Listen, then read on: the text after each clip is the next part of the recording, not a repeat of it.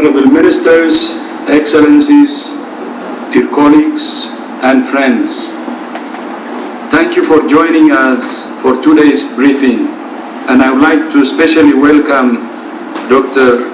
Vardhan, the chair of the executive board, who has also joined us.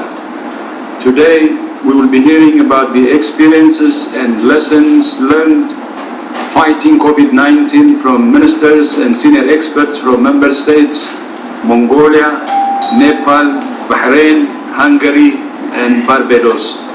And I would like to thank all these countries presenting today, the ministers, for agreeing to present and sharing their experience.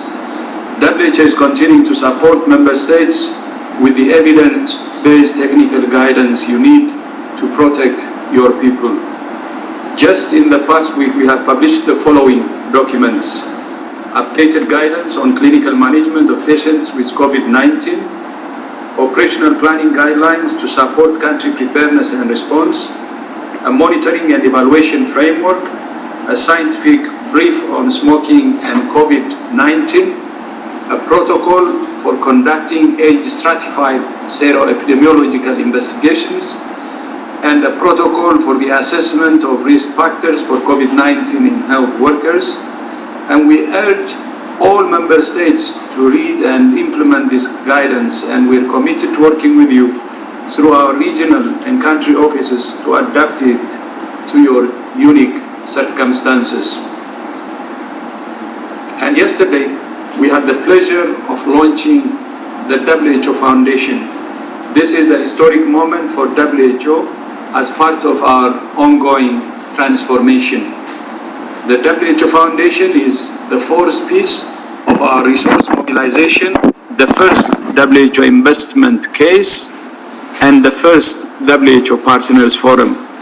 The WHO Foundation has been created as a way to generate funding from sources we have not tapped before, including the private sector, major donors, and the general public.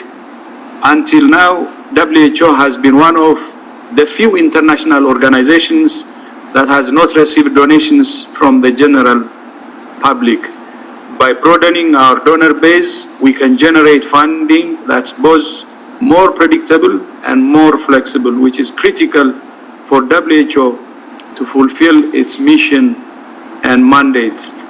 The establishment of the WHO Foundation comes after 2 years of hard work when we started the formal consultation with you and other stakeholders on February 2018.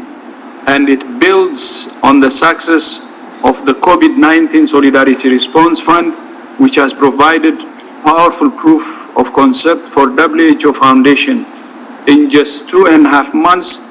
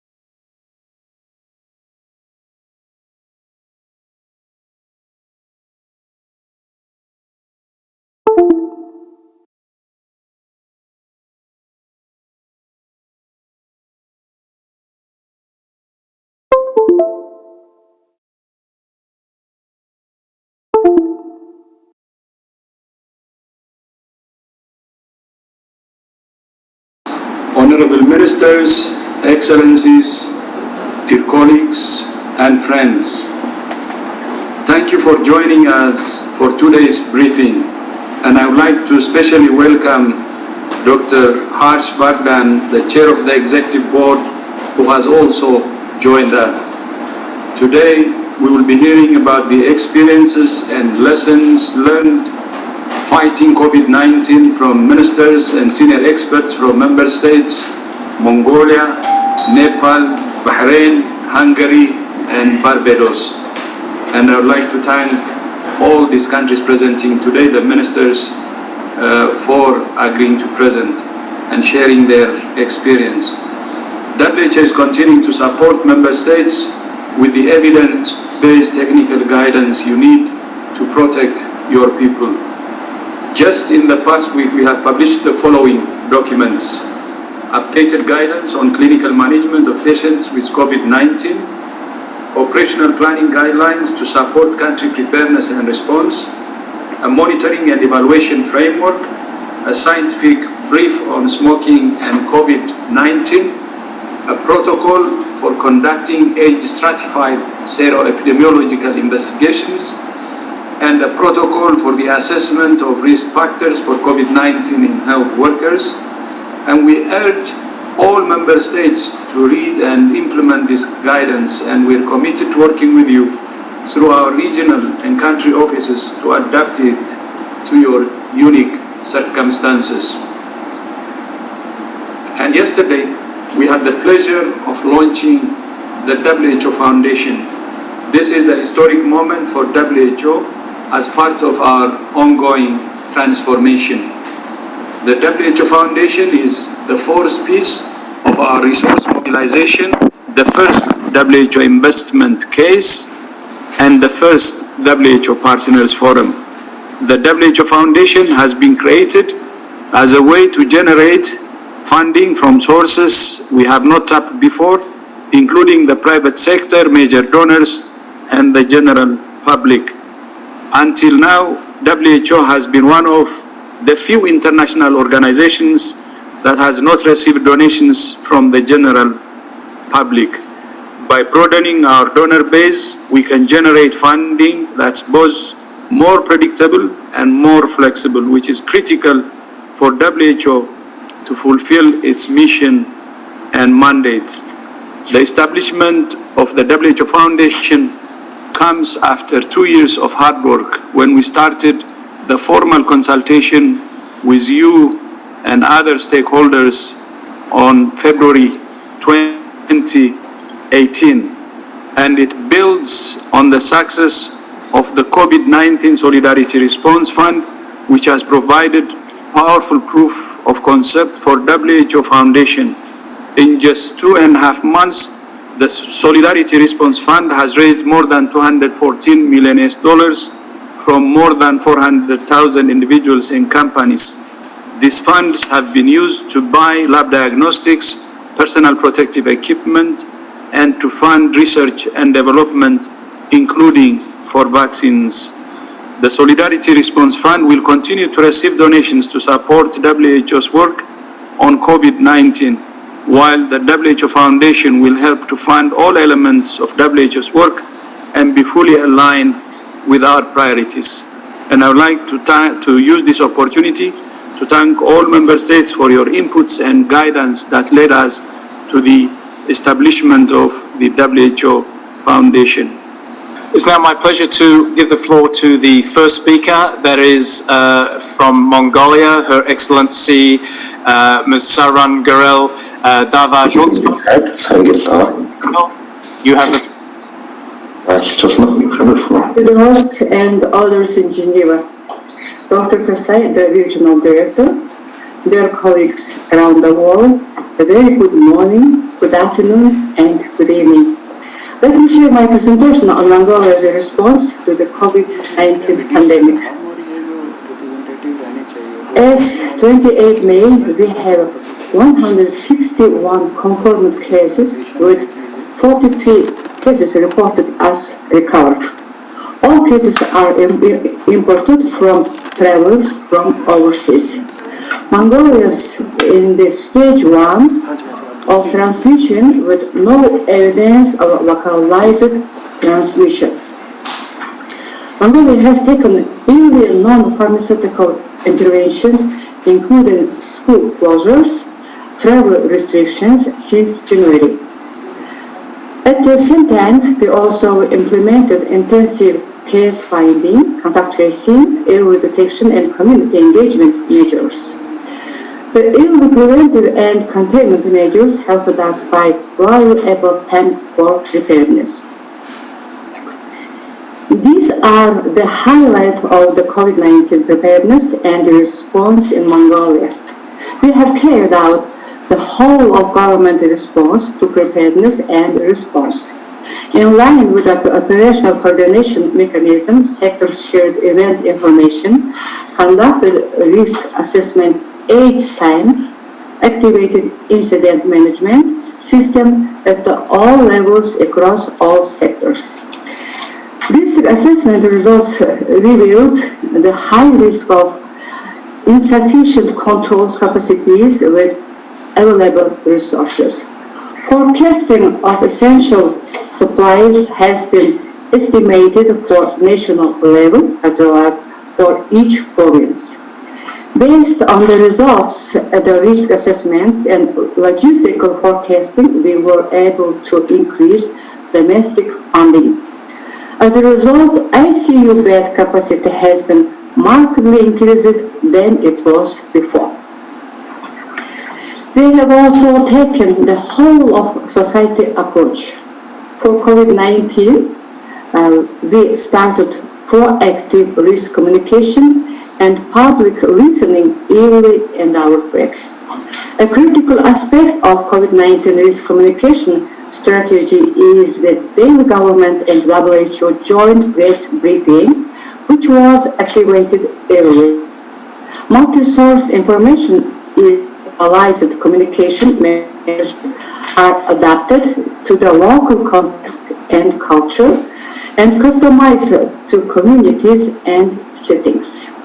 Community engagement through active listening by dedicated hotlines, regular feedback is at the core of COVID-19 to improve public acceptance and compliance.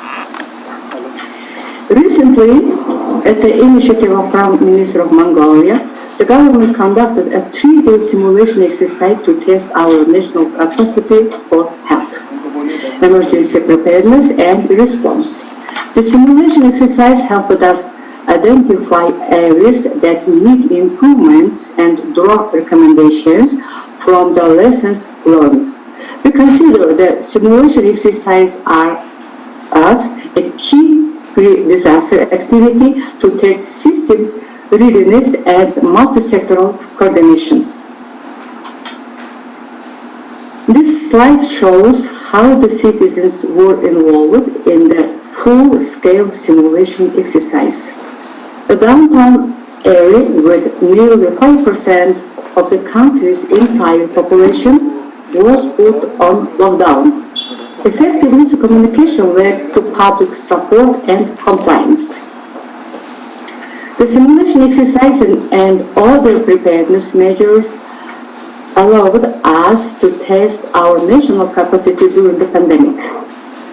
The establishment of coordination mechanisms for public health emergencies created a strong legal framework, and the exercise demonstrated opportunities to strengthen it further to ensure even greater multi-sectoral coordination. The Ministry of Health and WHO, along with partners from different sectors, are continuing our work to rectify gaps, address weaknesses, and improve capabilities. Mongolia has well-established healthcare service delivery system and infrastructure. However, no country can manage excess hospital influx. One important lesson we learned from the exercise is that plans and procedures mostly applicable to only stage 1. To increase hospital source capacity, Local governments, social welfare, and state institutions were mobilized to prepare facilities such as hotels and resorts. With their support, Mongolia's forecasted needs for hospital beds during the pandemic peak have been met, ensuring that everyone would be able to get the care they need. Over 22,000 beds have been prepared in non-health quarantine facilities. These are Mongolia's experience and updates that I wanted to share with you, distinguished colleagues. Thank you for your attention.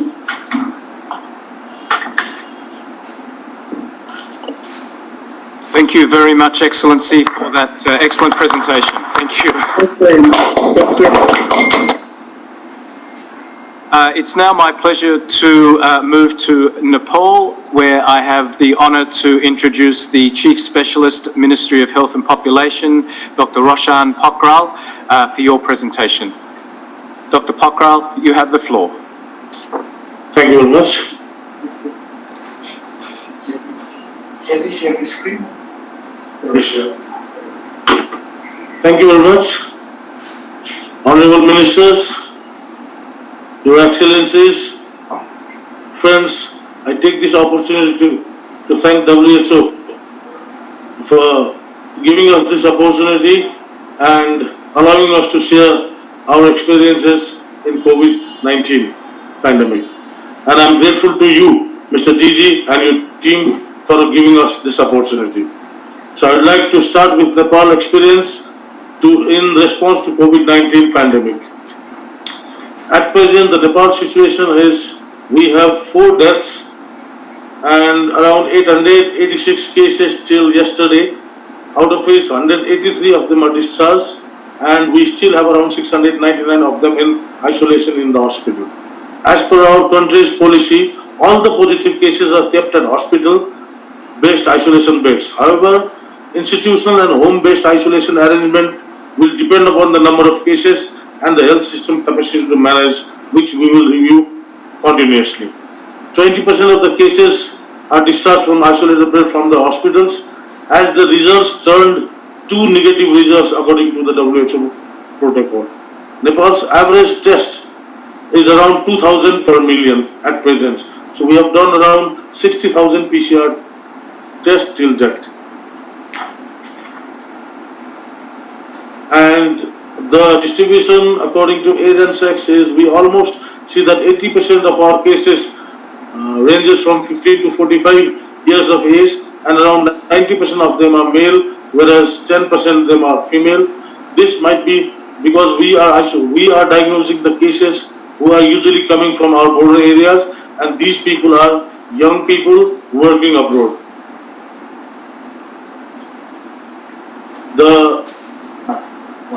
The trend we see in Nepal is, we reported our first case on 24th January, and then there was a big gap.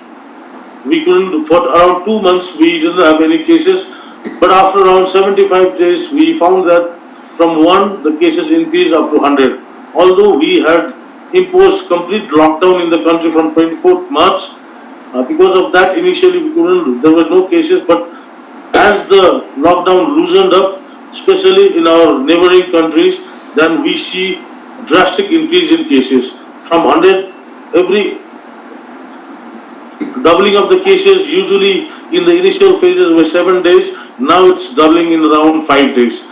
And in this period, we have also increased the PCR facilities, the rapid testing RT-PCR facilities from 1 in the initial days to around 20 in the country now. So we have 20 PCR machines in different parts of the country in order to find out or diagnose the cases of COVID-19 now at present. The case distribution, as we can see through the map of the country, the case distribution is usually on the Tarai regions, and these Tarai districts are adjoined to India. So almost all the red parts of the country, ranging from the eastern side to the western side, which have direct connection to Indian borders, we have found a lot of cases in these areas. and especially province number 2 and province number 5. These, all the areas of province number 2 and province number 5 has adjoining borders with India.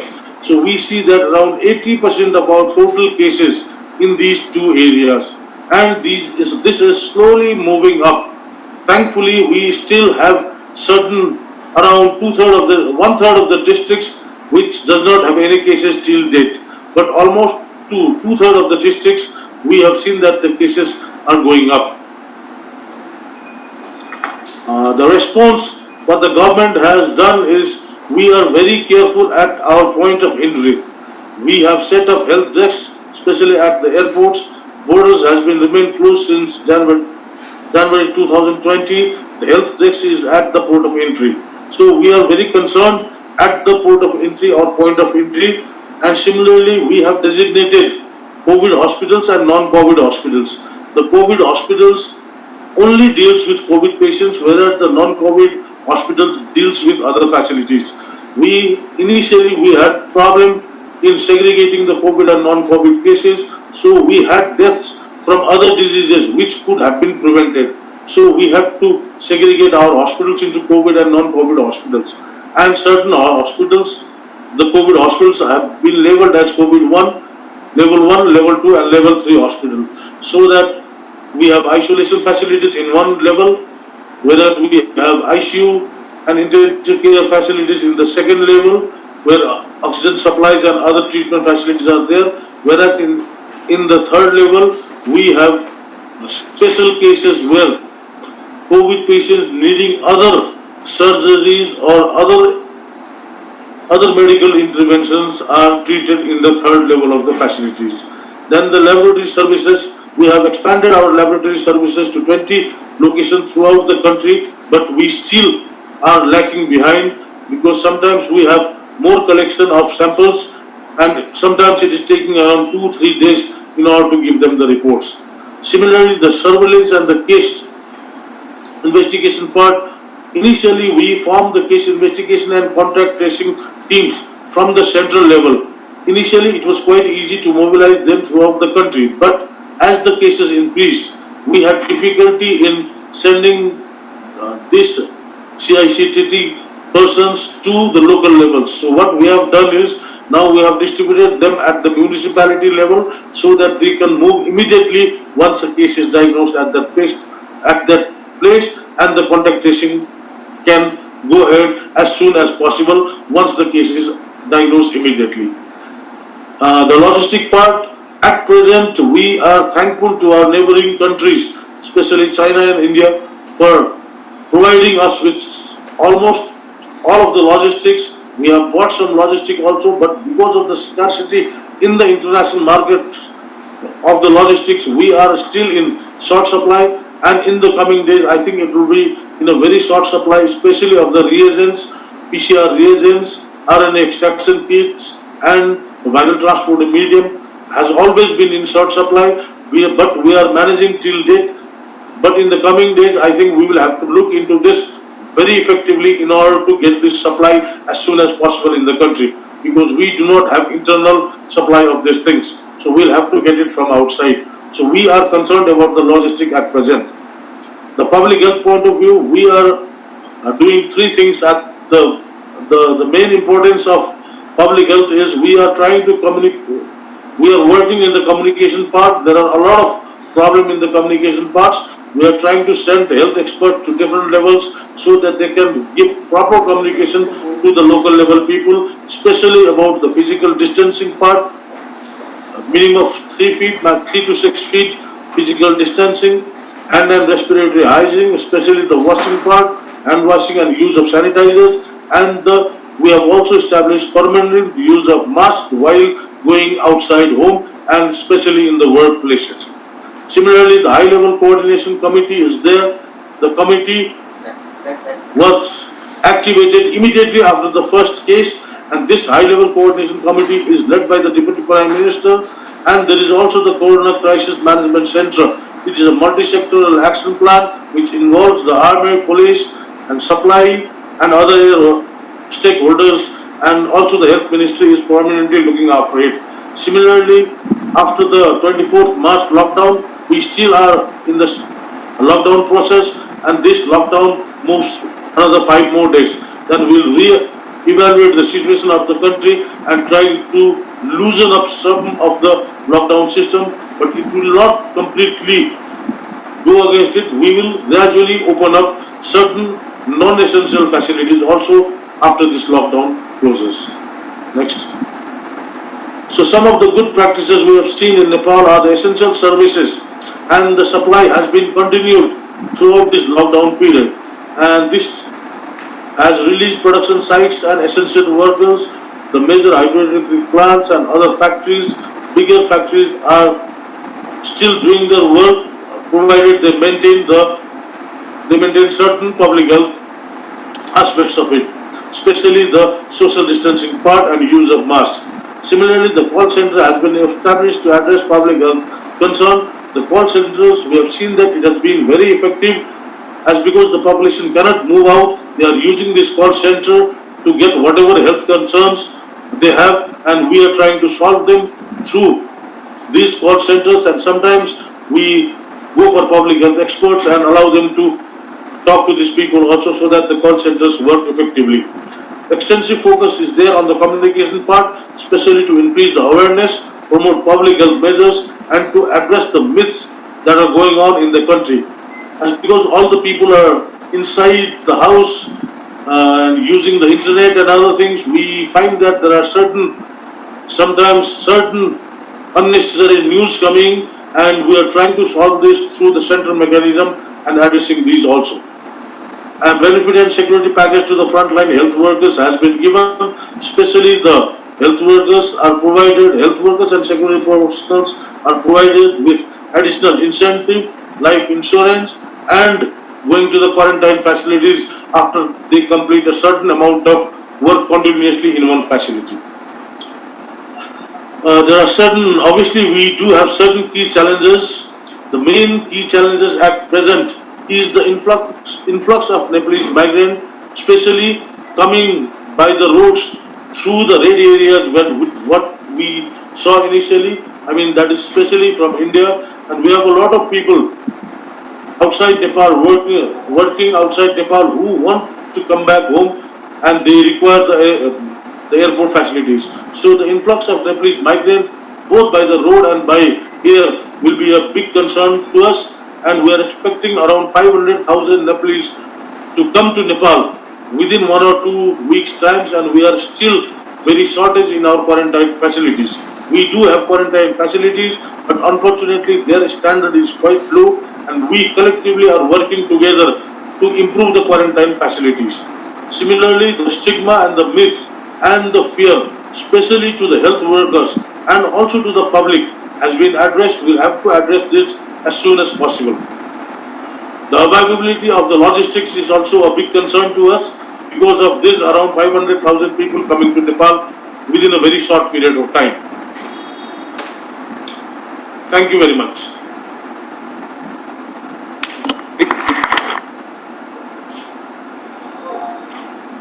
Thank you very much, Dr. Pokral. It's now my pleasure to invite the Chief of Health Policies and Programs, Supreme Council of Health from Bahrain, Dr. Mohammed Al-Shaban. Sir, you have the floor.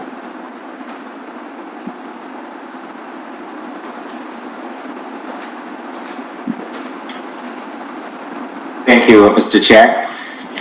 Your Excellency, Dr. Tedros, Your Excellencies, Ministers, dear delegates, good afternoon, good morning, good evening, according to your respective time zones.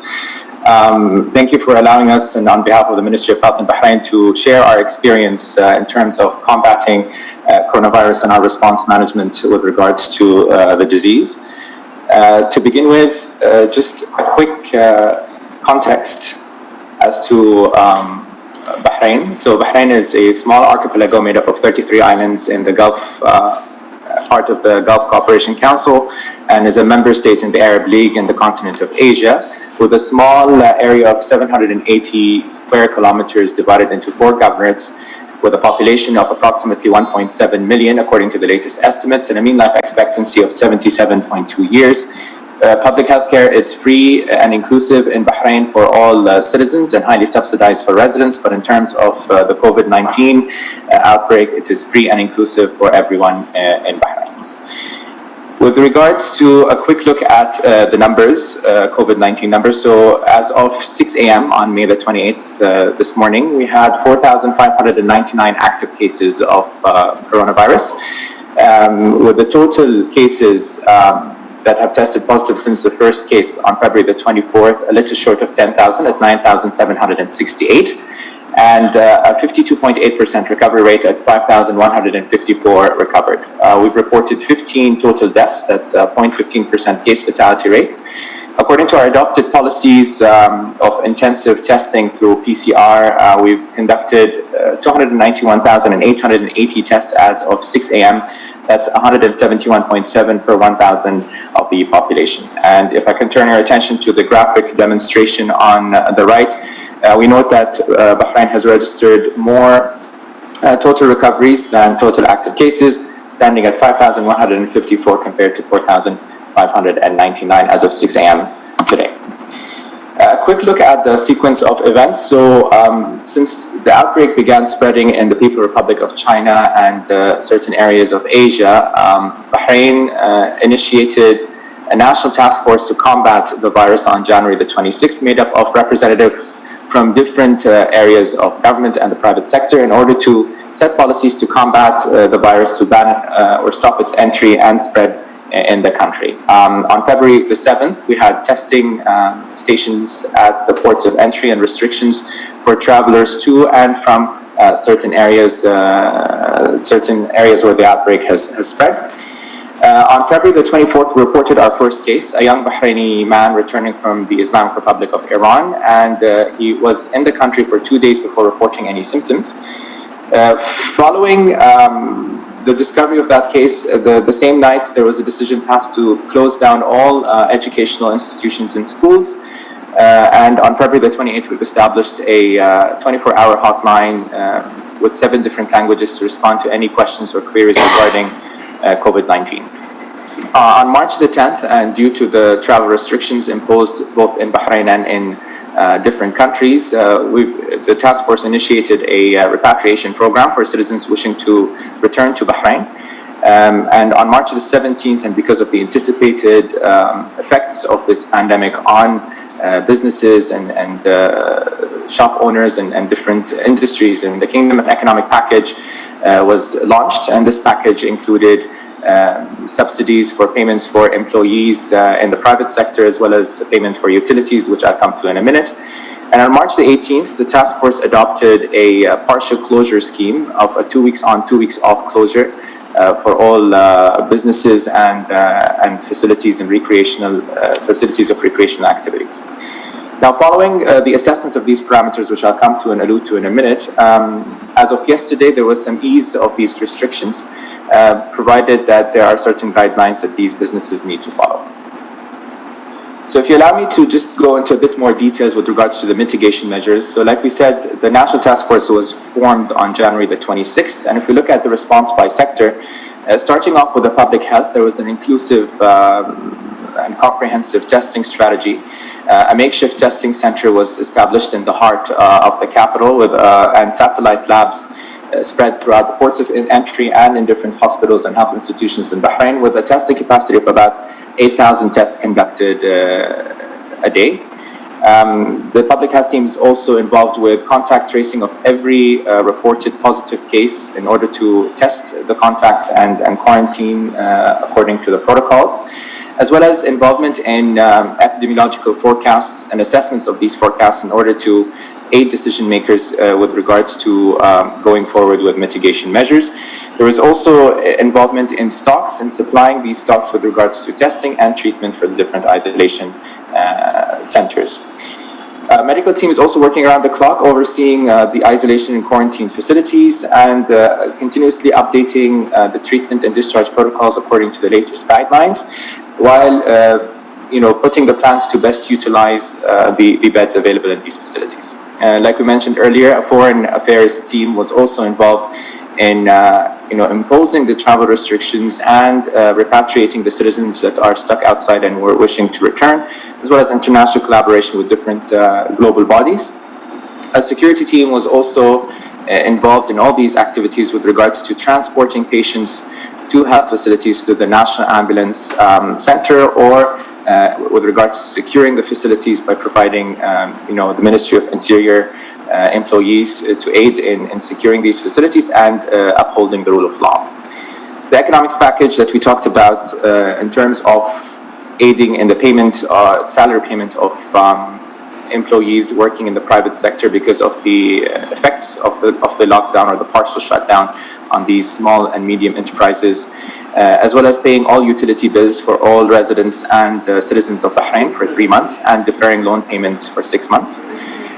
With regards to educations, like that was mentioned earlier, the decision was to close down all educational institutions, be it schools or higher educational institutions, the very evening that the first case was reported, provided that the first case was a school bus driver.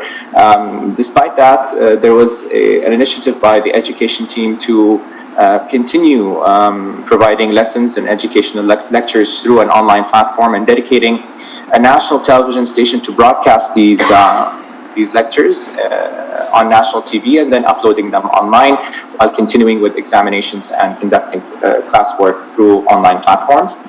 The task force realized the importance of social engagement from the outset.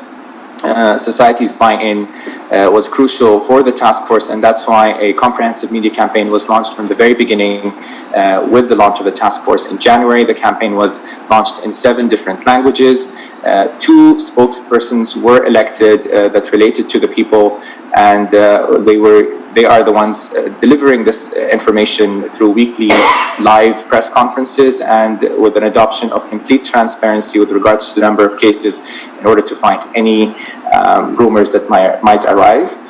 And finally, an environmental team was also involved with regards to the disposal of waste and waste management and protocols regarding to the burials of those that were deceased because of the virus. I just want to shed light really quickly on the bed capacity. So some centers were already existing hospitals that were transferred into COVID-19 facilities. Others were newly erected, either field hospitals or buildings that were used for other purposes that were transformed to COVID-19 facilities. So the protocol in Bahrain now is that all positive cases need to be admitted to a facility. The facility can either be a treatment facility or an isolation facility. The bed capacity for all isolation centers is 7,300. That's 4.3 beds per 1,000 of the population. For the ICU, it's 373 beds. That's 22 beds per 100,000. We also have quarantine centers for contacts and people who cannot quarantine themselves due to living conditions or otherwise at their own homes. So we provide that service as well, free of charge for 2,930. That's 1.7 beds per 1,000. For others who opt to quarantine at home, we have a tracker that is being followed electronically through the public health team to make sure they abide by the quarantine guidelines, and they are released in time, provided that they don't provide risk of infection to the population. Finally, I just want to touch on the assessment parameters of these mitigation measures. So we've, in order to make sure that our mitigation measures are working, we've set certain scoring mechanisms with certain parameters that we look to in order to make sure that we are, so to speak, going on the right path. First of all is the ratio of recovered versus new cases, and ideally we wanted to keep that at 1 or higher for 7 days at a row. The cumulative growth rate, keeping that growth rate less than 100% within 14 days. Contacts per positive case, ideally less than 4 contacts per case that test positive. The bed occupancy of symptomatic patients, ideally less than 10%. ICU admission rate, ideally less than 5%. And the R0 prediction, again, ideally less than 1. And the economic impact, ideally none.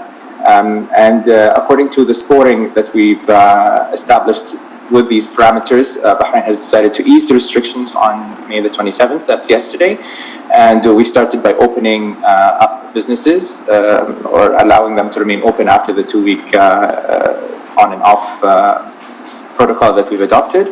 And we've re-established the opening as well of hair barbers and hair salons and outside facilities for recreational and sport activities.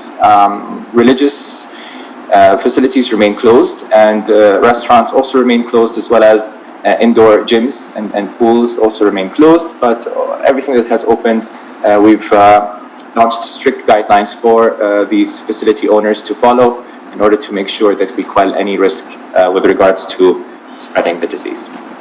So that's it in a nutshell with regards to the Bahrain experience. Thank you.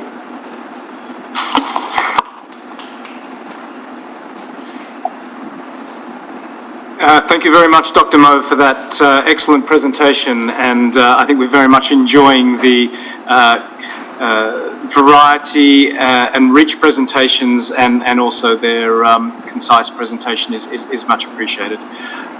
Now time to move to the European region, and my pleasure to introduce the Minister of Health, Excellency Professor Horváth from Hungary. You have the floor. Thank you. Dear Director General, dear colleagues all over the world, thank you very much for making this meeting available for us, and we really appreciate that we can share our experiences with COVID pandemic. And albeit, as you will see on the next slide, that we counting our date time from the 24th of January, but let me go back to the New Year Eve. And this New Year Eve was a special one all through the world. It brought a certain uncertainty. It brought us feelings when we learned about, on the last day of the last year, that there is a new virus or something around, a new type of pneumonia. And with this uncertainty, that was a very good example of the activity of the WHO and of the government of China, how open the whole process was in January. So let me say a big thank you to the WHO and also to China to helping us all in the other parts of the world to prepare. I will tell you ABC, because probably this is the 3 words how I can summarize for you the Hungarian actions.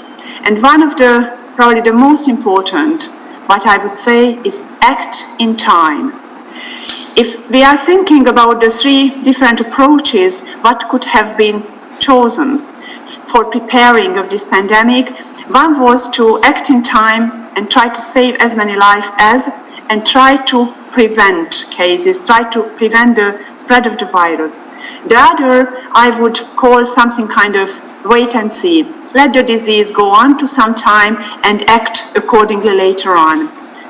And the third one, what we don't talk too much about probably, but what we learned that there were expectations for herd immunity, and there was discussions and a kind of let it go approach. Let it go, and it probably takes up to herd immunity. Here in Hungary, we took a very active process. We took an active choice. We wanted to prevent and we wanted to save lives.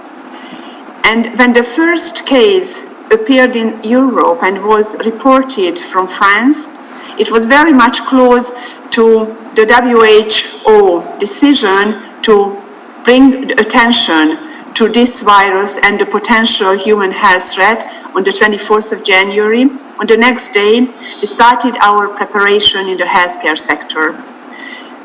A few days later, the 29th of January, the Hungarian government put together a Hungarian operational group which included everybody else through the whole government, not only the healthcare sector any longer. It was led for a few weeks by the Deputy Prime Minister, and later on in March, the Prime Minister took it over. And it's led by the Prime Minister at yet. When the next day, the public health emergency of international concern of the WHO was brought by, we felt that, yes, the international society confirms the actions that we already chosen. And we were very happy as well, of course, that a very well-appreciated international body said that it is an important concern and activated the international health regulation. Here again, thank you very much for the WHO, because the international health regulation legal framework helped us a lot, helped us how to interpret the different parts of preventive efforts and how to cooperate on the international scale. Now, I think it's going to be time, during the summer probably, to re-evaluate the value of the international health regulation, and also probably those areas, and highlight those which probably haven't served us at best in this new pandemic. New challenges, always new possibilities to change and amend our regulatory concerns. In February, we worked a lot in prevention, and we have a long list of what we've done, how to try to prevent the virus to arrive to the country, how to trace people who were suspected with the virus, and how much quarantine efforts were brought by. We're very happy to share with you with these details. However, I want to bring your attention to the day when the first two cases eventually were detected in Hungary. And this was 4th of March. It took us only around 30 people being sick by the time when we realized that there is a first case when it was a community spread, when we couldn't detect the source. During the first week after 4th of March, we always could detect the source, we could tell which country they are coming from, and we felt on a safe land.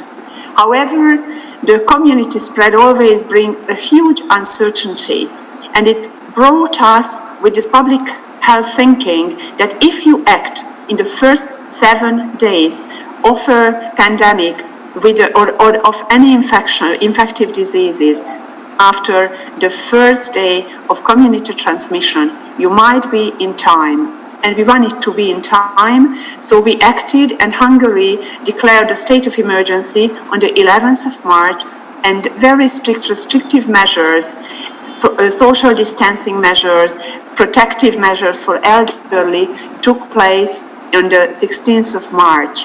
What happened, you can see it. Our prediction was what you see on the red line. I don't know whether you see the mouse in my hand or not. So it was, of course, exponential prediction.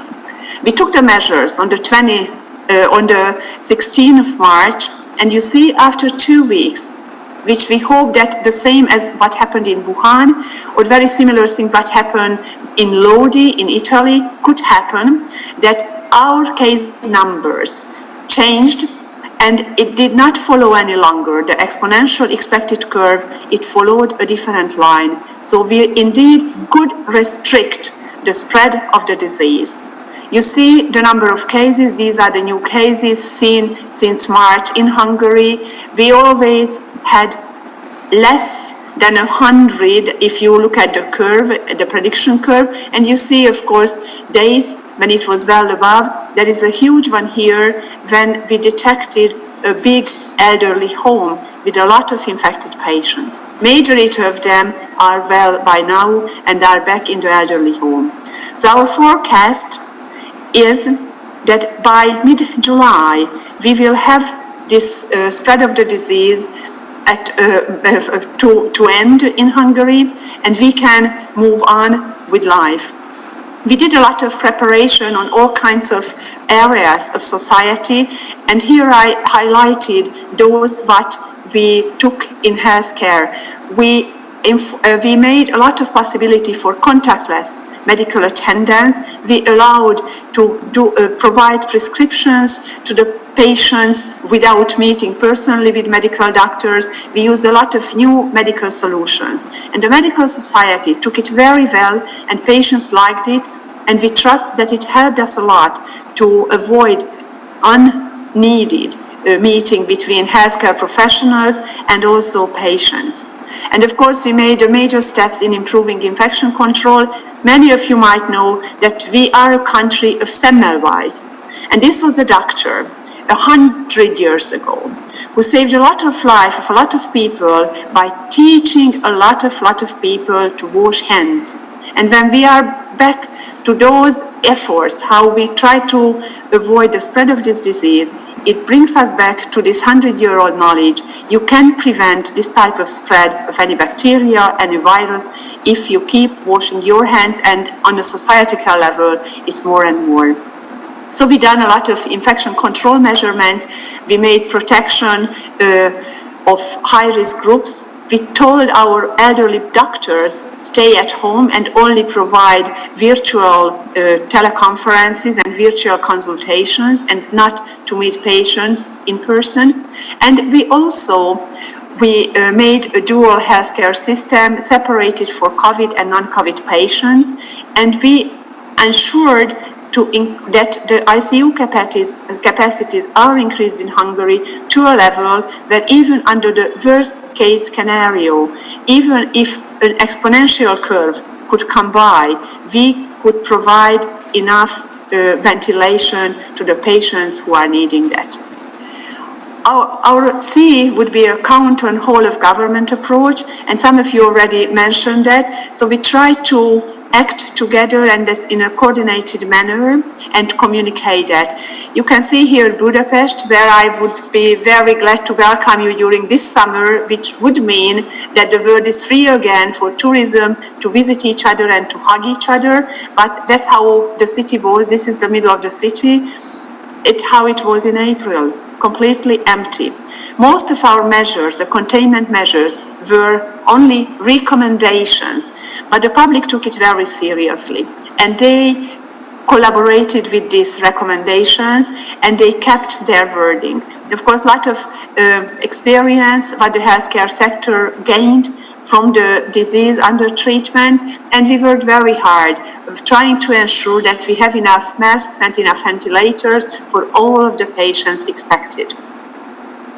Here are the numbers, the cases and the deaths.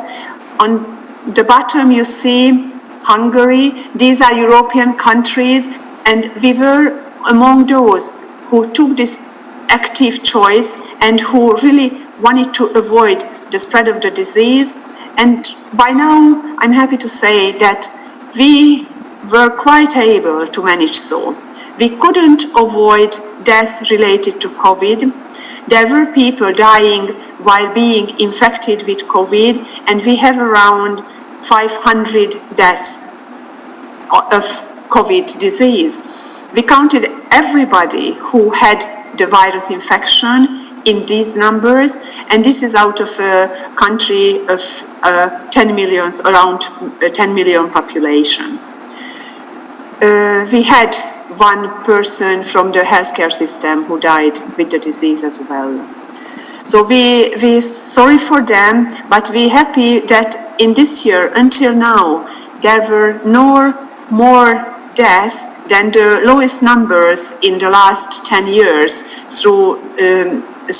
since 2010. And after a good 2 months of the first detected case in March, 4th of March, or 6 weeks after these restrictive measures were implemented, we started to move back to normal. 4th of May was the day of reopening the country.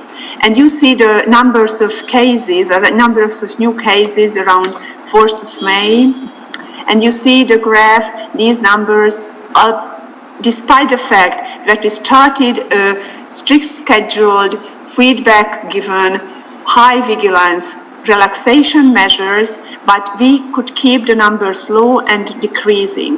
So we trust that we can get to the end of this first wave by midsummer, and we do hope our best that probably even if we prepare for a possible second wave, that still hope that probably this SARS virus will end up in the world as SARS-1, which disappeared after the first wave. So that's my best wishes to all of us. And thank you very much for your attention.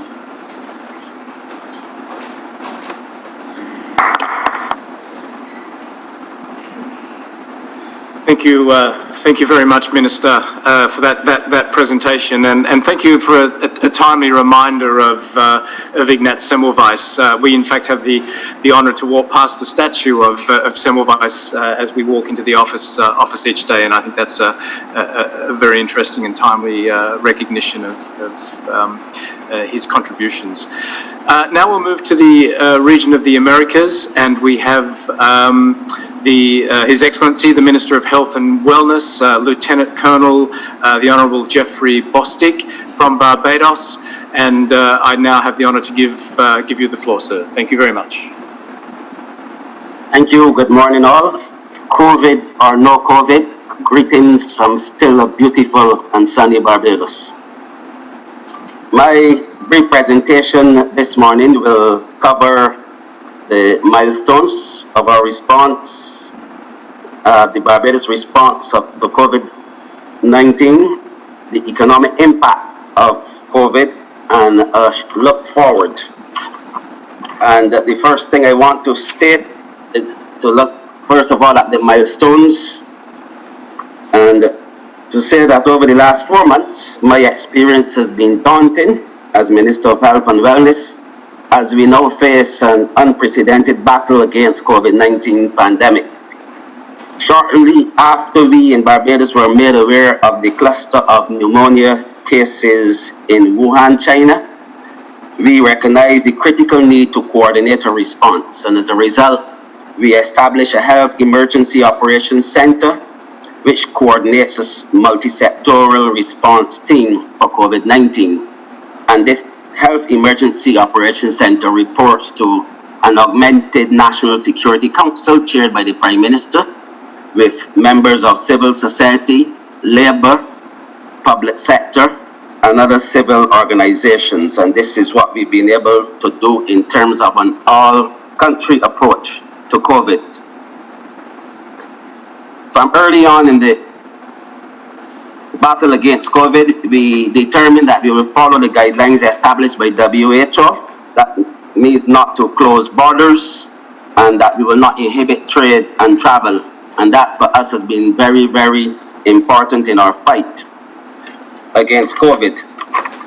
During the period, we also were able to establish some new facilities to deal directly with COVID in our efforts to keep COVID out of our main hospitals, especially the geriatric and elderly care facilities. We were able to establish a COVID isolation and quarantine center, as well as a temporary hospital facility utilizing one of our schools. During the period of COVID, we also were forced to go on a national lockdown as a result of a spike in cases that we experienced. This slide shows the situation in Barbados, a country 166 square miles with 290,000 persons. We have had 92 confirmed cases so far, comprising 49 males, 49 females, and 43 males. The age range has been between 7 and 95. We've had 76 persons recovered. There are only currently 9 persons in isolation, and regrettably, we've had 7 deaths. The total number of tests completed in Barbados so far has passed the 5,000 mark, and that number is going to significantly increase as we go forward because of the availability of testing kits. When we first started, we had a limited number supplied by PAHO, and so we had to use those kits very wisely. But we've since expanded our testing right across country because we've been able to purchase a significant number of testing kits, and this is going forward, this is how we intend to contain the virus here in Barbados.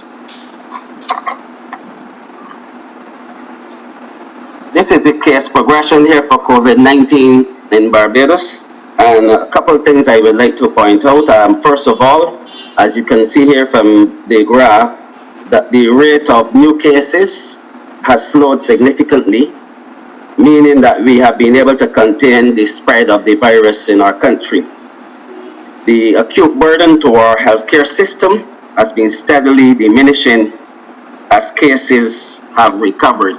And right now, I can say that we have not had any situation where our healthcare services have been overwhelmed. Disease surveillance, for us, that is the key weapon. And we began our surveillance program at ports of entry, and that program was significantly enhanced by additional personnel from throughout our healthcare system to be able to allow us to continue with our tourism industry, which is very important to us, and that has worked very, very well. We began testing at the Public Health Laboratory on the 11th of February 2020, and the test that we have been doing is the RT-PCR test. And as I said earlier, that is going to be expanded and is in the process of being expanded with the availability of several testing kits. But we are certainly hoping for a reliable rapid test, and we are hoping that WHO will be able to advise us on this shortly, because this is going to be very important for us going forward in terms of reopening our borders for international travel. Continued disease surveillance, including augmented lab testing, will certainly remain our key strategy as we seek to test, diagnose, and contain. This graph here shows you our strategy for testing. As indicated earlier, you will see in the first part of the graph that we were unable to do a large number of tests because we did not have the capacity to do so. But as testing kits became available, we've significantly increased testing to include additional testing sites across country, including a mobile testing unit.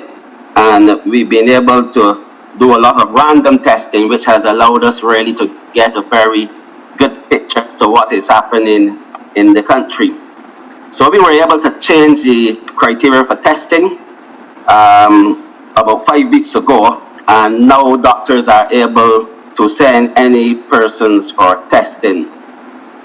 Additionally, Barbados has sought to improve the capacity of our healthcare system through sensitization and education of healthcare workers, establishment of a hotline, which is ongoing, the procurement of equipment including ventilators and PPE and other medical supplies, and we've increased our human resource capacity by having 100 members of a Cuban medical brigade that are here in Barbados assisting us with our isolation facilities.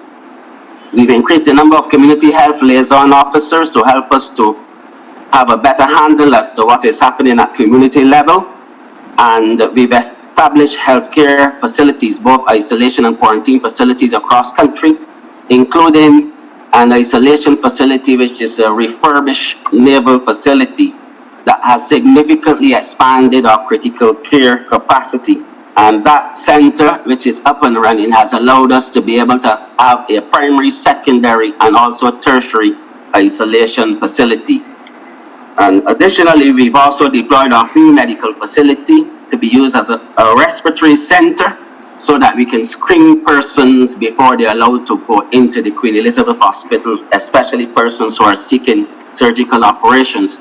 And finally, we've been able to create a surgical theater outside of the hospital, which is specifically designated for COVID patients who are seeking surgical operations. In short, our desire has been to isolate COVID from any of our medical facilities, and we've been able to successfully do that so far.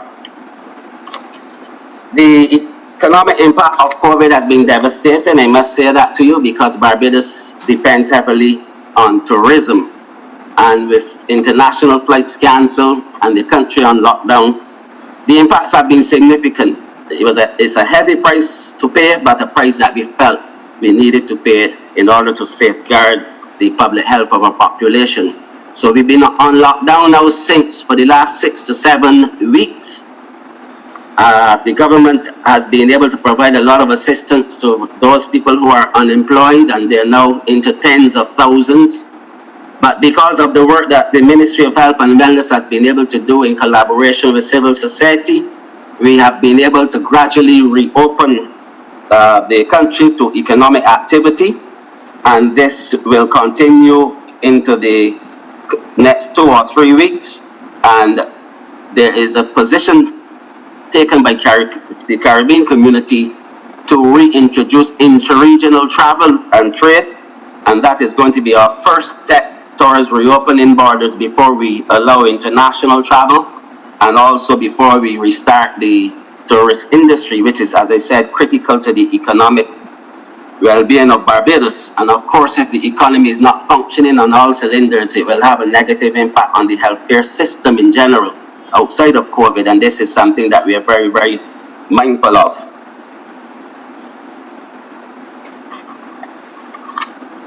You can see on this slide the combined effects of the economic activity significantly reduced, and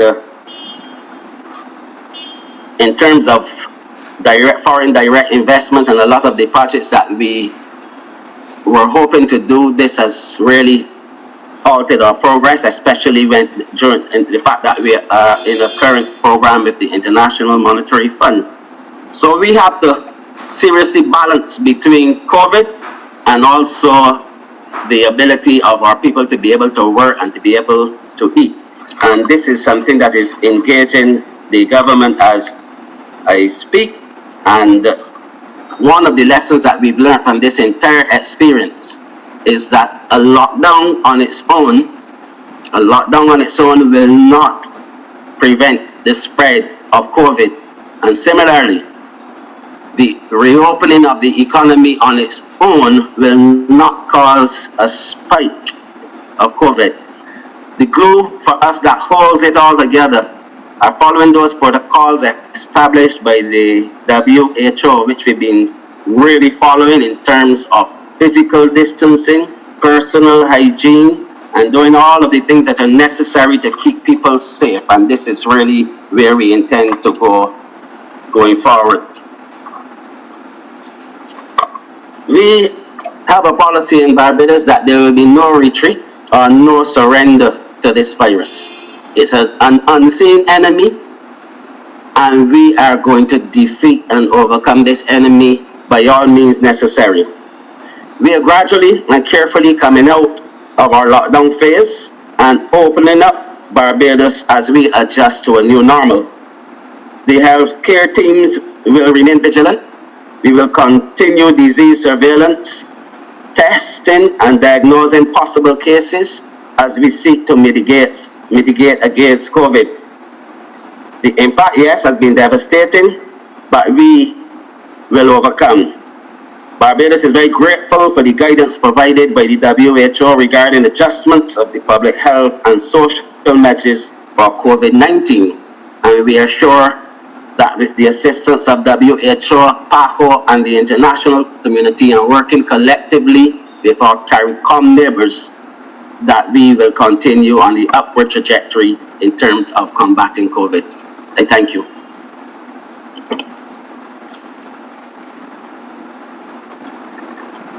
Thank you very much, Minister Bostic, for that presentation.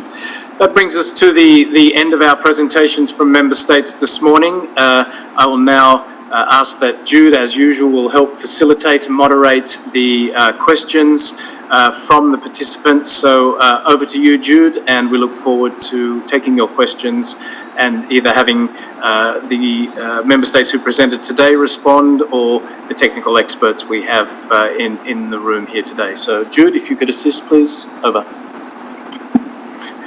Thank you, Dr. Armstrong. As is the practice, would humbly request that countries that wish to ask the question kindly use the raise the hand button so we can identify you and give you the floor. At the moment, we do not have any, but I guess we could give ourselves a few minutes to see if the raise the hand button could come up.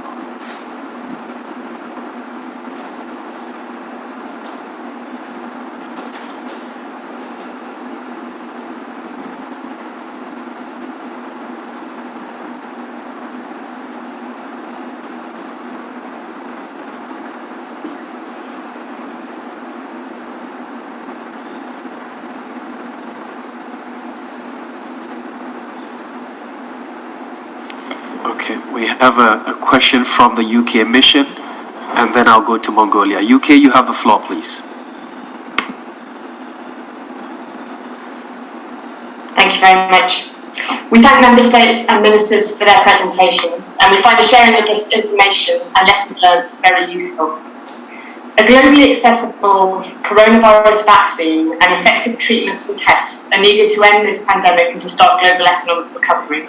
We need a truly global effort to do this, because no one country and no one pharmaceutical company will be able to do this alone. On the 4th of June, the UK Prime Minister will host the Global Vaccine Summit, bringing together leaders from around the world at a virtual event to pledge their support to Gavi, the Vaccine Alliance. Gavi is a crucial partner in the fight against infectious diseases globally, including coronavirus. The summit aims to raise at least $7.4 billion to help Gavi protect a further 300 million children against infectious diseases like measles, typhoid and polio, and to save up to 8 million lives over the next 5 years. How important is it that donors pledge support to Gavi at this critical time? Thank you. Thank you very much, Nicola. May I invite Mongolia Ministry of Health? You have the floor, please.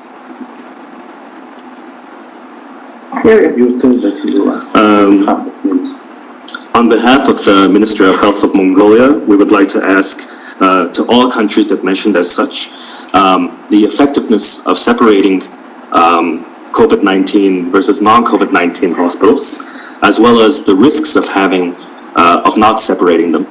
Thank you. Thank you very much, Mongolia, for your question. Would any of our presenters be in a position to respond?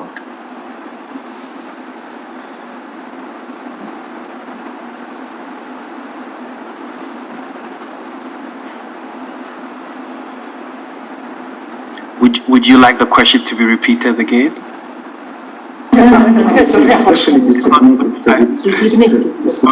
Mongolia, could you kindly repeat your question again for the benefit of our listeners? Yes, the question has two parts. The first part is, what is the effectiveness of having a designated COVID-19 hospital? And the second part is, what are the risks of not separating the hospitals?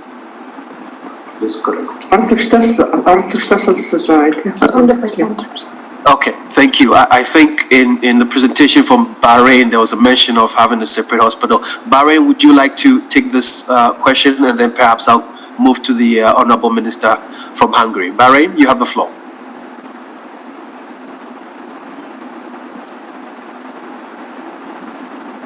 Sorry, I had some technical issues, so I'm unmuting myself. So basically, it depends on what kind of facilities you are transforming to become these corona dedicated facilities. So there is obviously a risk according to the engineering of the facility itself. If there's no negative pressure rooms, there's no separate ventilation, then you cannot mix the COVID-19 and non-COVID-19 patients.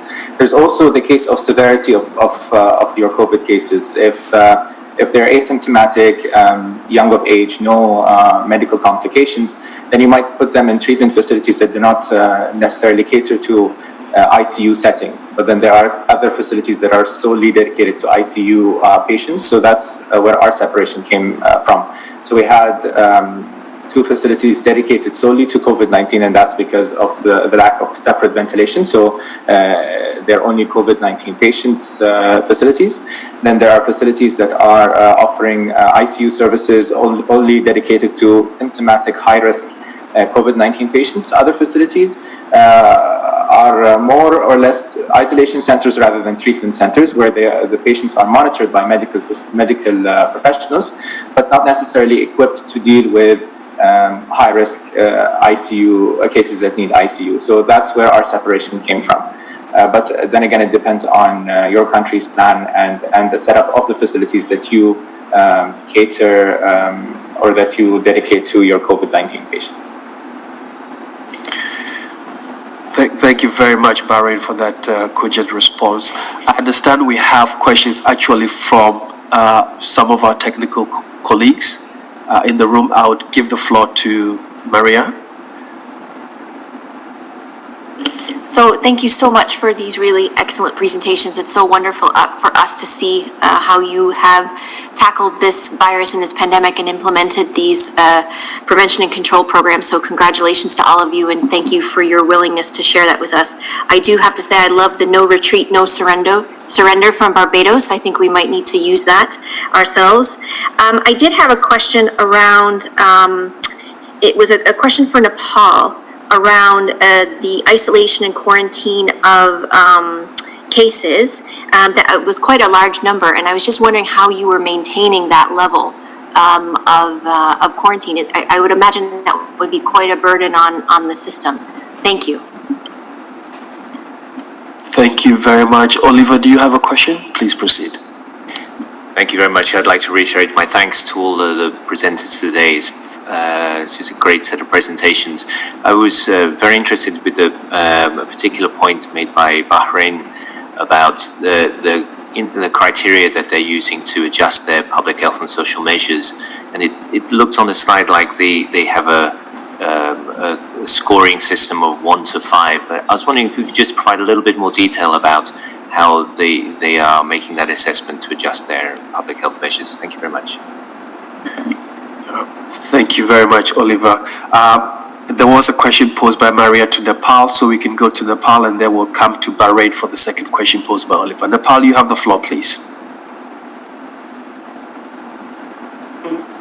Thank you, Maria, for the question. Yes, we are definitely having a very difficult time at present with the number of people, migrant people working in India coming back to Nepal, especially in the border areas. So at present we do have around 30,000 quarantine units, but unfortunately the facilities out there at the units are quite poor. So we've been working very hard in order to make certain facilities as quickly as possible, especially with the sanitation part and safety of the people. And if the climate at present is very warm, let's say it's very humid and warm, so we are worried about all the things that are there in the quarantine areas. So it's a very difficult time for us, and we are still in a very difficult situation of whether to directly checking them for, doing their PCR without any complaints, keeping them in quarantine for around 14 days and then taking them back to their homes, whether we should do some sort of testing and send them home, But there's a big confusion out there, but the government is making an overall clinical plan so that we can accommodate them properly in the quarantine areas and then send them to the local areas where they are quarantined for around 14 days and then they are sent back home if there are no signs and symptoms in them. And we are planning to do a mass rapid diagnostic testing after 14 days of quarantine. But excuse me. But it's quite difficult for us to get all the things ready in order to do the quarantine, in order to do the testing to the quarantine people and sending them home. So it's a very big difficulty time for us, and we're still looking for some sort of advices and some sort of guidance to how to move forward. Thank you. Thank you, Dr. Pokral. I would move to Dr. Al-Shaban, and then I recognize Thailand who's raised their hand. So, Dr. Al-Shaban, you have the floor, and then Thailand, please.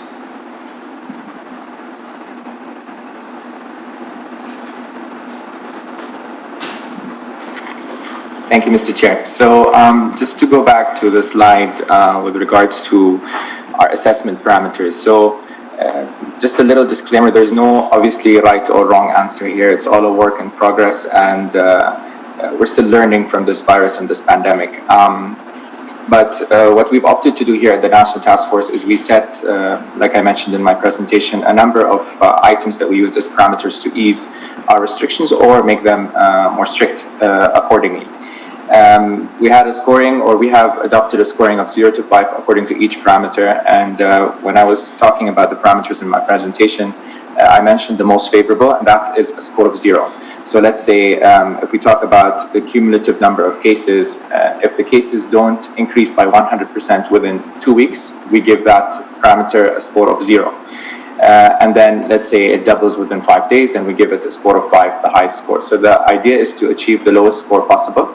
So if we achieve between 0 to 10 within these parameters, according to our adopted framework, then it is a go-ahead for us to ease our restrictions. But if our scoring is at, let's say, 50, then we need to move towards more strict measures.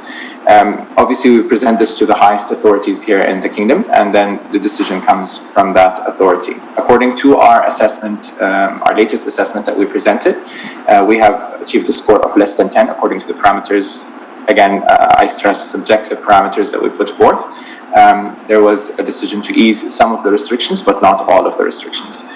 This is still a work in progress, but we have noticed that this has worked. In the beginning, we solely based our decisions on the influx in cases, and we found that there was certain influxes when for instance, there were the initiation of the repatriation program for citizens. A lot of the imported cases were positive, so we noticed some peaks. Another peak was when the infection spread within blue-collar worker camps because of the living conditions. That was another peak, but we did not regard or consider other parameters at that point. So we realized the importance of it being a comprehensive assessment of all parameters, not only with regards to number of cases, but also the number of recoveries needs to be factored in, the number of available beds, and even when we're saying that the bed is occupied, is it occupied by a symptomatic patient, a patient that requires ICU staff and ICU services, is obviously a different criteria. So at this point, we are at 0.09% ICU occupancy rate.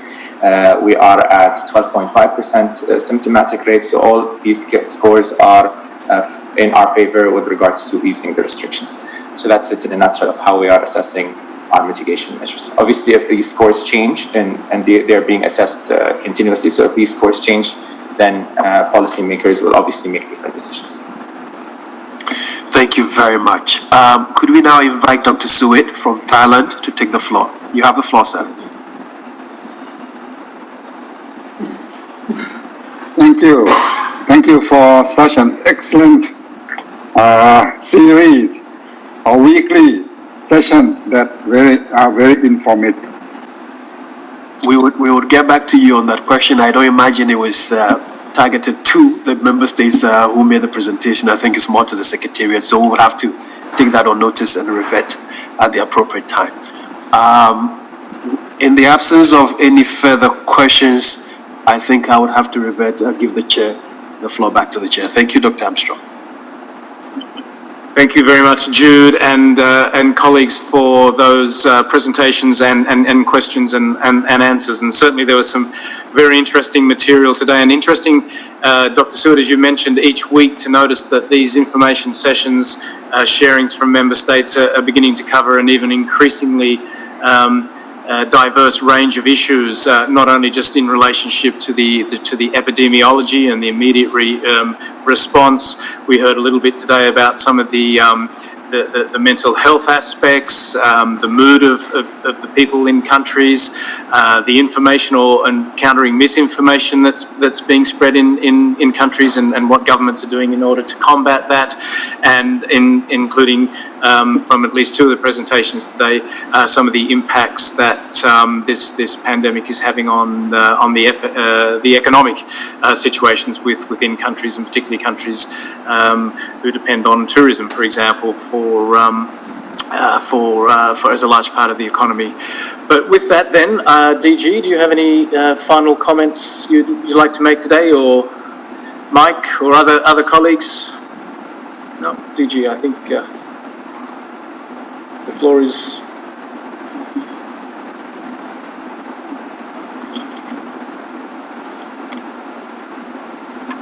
Okay, thank you. Thank you so much. If there are no further questions, then I would like to thank all member states who have presented today, especially the ministers and others representing the ministers for their excellent presentation. I think we have learned a lot from their experience, and as we have been saying, this virus still will stay with us, and getting the lessons regularly and readjusting our strategies and making our response more effective based on the lessons learned is very important. As you know, when we started, there were many unknowns.